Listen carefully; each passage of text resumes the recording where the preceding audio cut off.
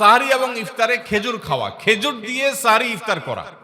ইফতারে আপনি অন্য যা খান না খান, খেজুর দিয়ে খাবেন। নবী সাল্লাল্লাহু আলাইহি সাল্লাম আদা পাকা আদা খেজুর দিয়ে ইফতার করতেন, যেটাকে রোতাব বলা হয়। আর যদি সেটা না পাওয়া যেত, সাধারণ যে কোনো খেজুর, সেটাও না পাওয়া গেলে একটু পানি খেয়ে তারপর তিনি ইফতার করতেন। আমরা ইফতারে খেজুর খেতে হয় সুন্নাহ, এটা আমরা জানি, কিন্তু যেটা জানি না সেটা হলো সাহরিতে খেজুর খাওয়া। ভোর রাতে সাহরিতে খেজুর খাওয়া সুন্নত, এটা আগে কে কে জানতেন? হাত তোলেন। আগে জানতেন? মাশাআল্লাহ, হাত নামান। গত বছর রমজানে সাহরিতে ভাত তরকারি যাই খাইছেন না খাইছেন, একটা হলো খেজুর খাইছেন, কারা কারা হাত তোলেন? মাশাআল্লাহ, দেখি সব আমল করা মানুষ, মাশাআল্লাহ। তাহলে তার ওয়াজ টোয়াজের কোনো দরকার নাই। এত নলেজেবল মানুষ, এত আমলদার মানুষ যদি এলাকায় থাকে, তাহলে ওয়াজের দরকারটা কি?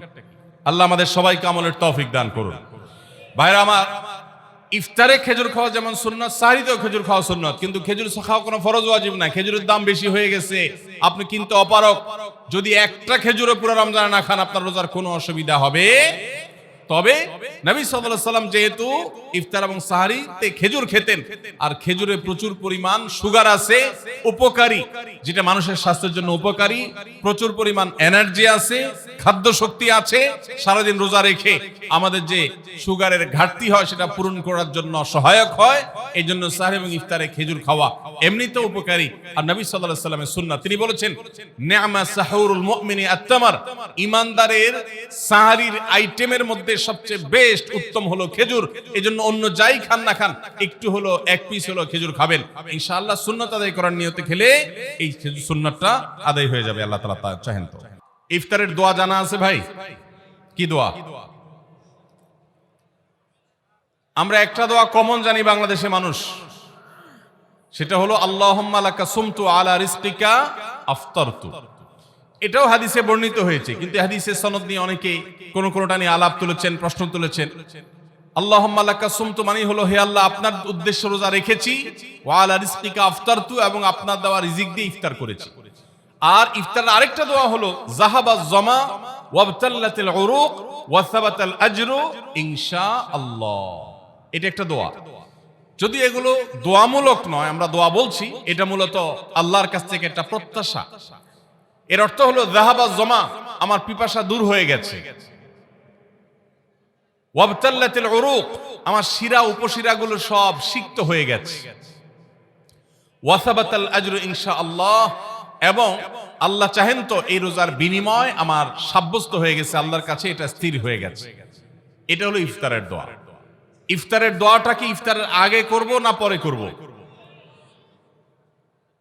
ইফতারের দোয়াটা যারা ইফতারের আগে করার পক্ষে তারা হাত তোলেন।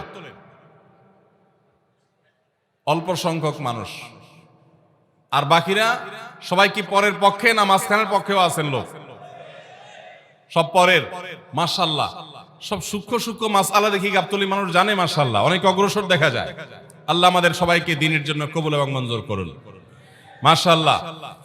ভাইরা আমার, ইফতারের দোয়াটা ইফতারের পরে করতে হয়, যেটা বেশিরভাগ মানুষ জানে না, কিন্তু আমি অবাক হলাম যে এখানে বেশিরভাগ মানুষ আপনারা জানেন। মাশাআল্লাহ, নলেজেবল মানুষ, বোঝা গেছে। ইফতারের দোয়ার অর্থের দিকে তাকালেই তো বোঝা যায় এটা আগে না পরে। দোয়ার অর্থের মধ্যে তাকালে আমরা দেখতে পাচ্ছি যে আল্লাহ শিরা উপশিরা সিক্ত হয়ে গেছে, পিপাসা দূর হয়ে গেছে, এগুলো তো ইফতারের পরেই হয়। অবশ্য আমি অর্থ আগে বলে দিছি, সেটা দেখে হয়তো আপনারা অনেকে বুঝে ফেলছেন। মাশাআল্লাহ। তো যাই হোক, ইফতারের শুরুতে বিসমিল্লাহ বলে ইফতার করব, আর শেষে এই দোয়া পড়বো। আল্লাহ আমাদেরকে আমলের তৌফিক দান করুন। প্রিয় ভাইরা আমার, রোজা কিন্তু আমাদের সাথে কথা বলে। রোজার ভাষা আমরা অনেকে জানি না, কি বলে সেটা অনেকে বুঝি না, কিন্তু রোজা আমাদের সাথে কথা বলে। কি কথা? সিয়াম শব্দের অর্থ, আমরা যেটাকে রোজা বলছি সেটা কোরআনের ভাষায় বলা হয় সিয়াম, হাদিসে বলা হয়েছে সেটাকে সাওম বা সিয়াম। এই সাওম বা সিয়াম একই শব্দ, এর অর্থ হলো বিরত থাকা। এর অর্থ হলো কি ভাই? বিরত থাকা, ব্রেক দিতে জানা। আল্লাহ রাব্বুল আলামিন রোজার মতো ইবাদত দিয়েছেন আমাদেরকে জীবনে ব্রেক দেওয়ার অভ্যাস গড়ে তোলার জন্য। আমরা যেন ব্রেক দিতে শিখি, আমরা যেন থামতে শিখি, আমরা যেন নিজেদেরকে নিয়ন্ত্রণ করতে শিখি।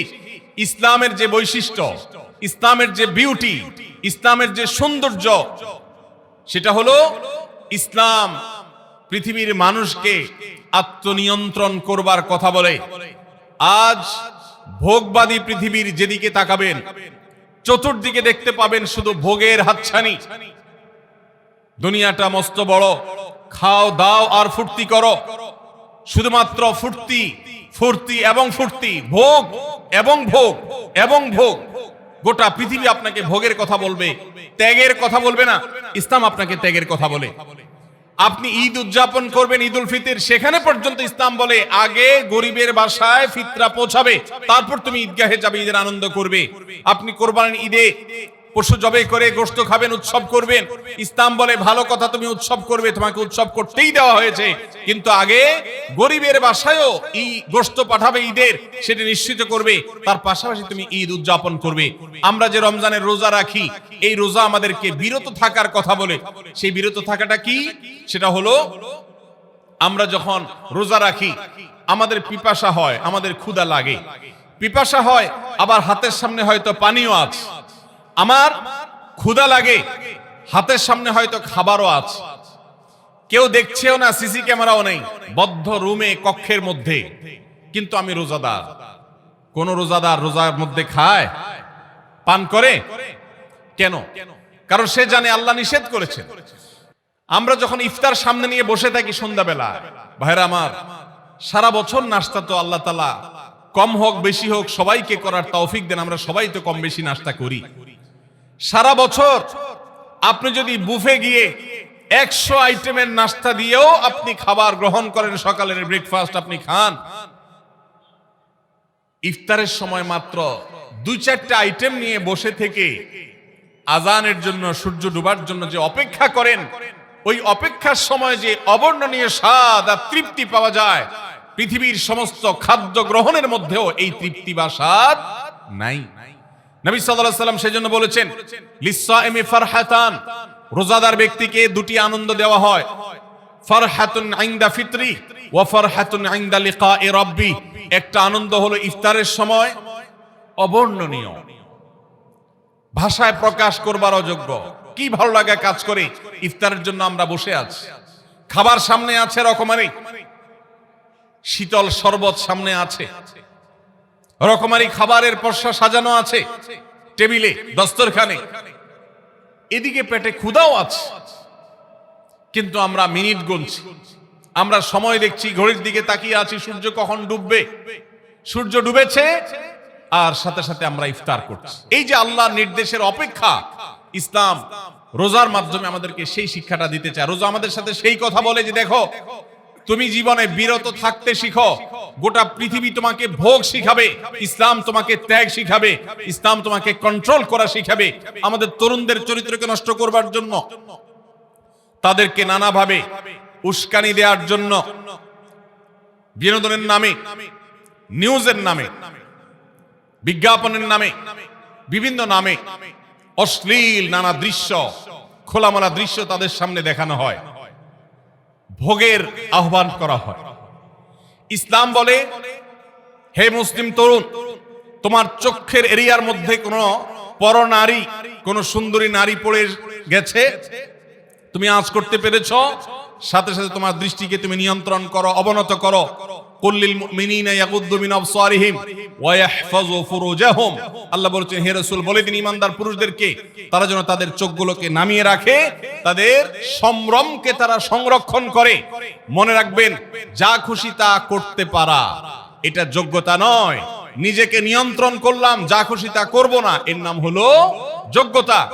ডায়রিয়ার রোগী ডাইরেক্ট হয়ে যায়, যা খুশি যে করে, নিজের মন যেদিকে তাকে নাচায় সেদিকে নাচে, এই লোকটা অসুস্থ মানুষের মতো। আর মুসলিম যুবক, মুসলমান মানুষ, নারী পুরুষ, সে নিজেকে নিয়ন্ত্রণ করে।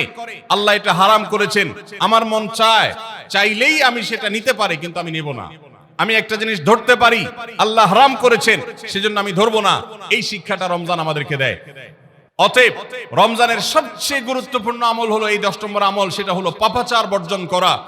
নবী সাল্লাল্লাহু আলাইহি ওয়াসাল্লাম বলেছেন, যে ব্যক্তি রমজানে রোজা রাখলো আর পাপাচার বর্জন করলো না, তাহলে এই রোজা রাখার উপোস থাকার ভিতরে কোনো পার্থক্য নাই। আল্লাহ আমাদের সবাইকে রমজান মাসে রোজা থেকে সকল হারাম, সকল নাজায়েজ কাজ, সকল গুনাহের কাজ ছাড়ার তৌফিক দান করুন। আমিন।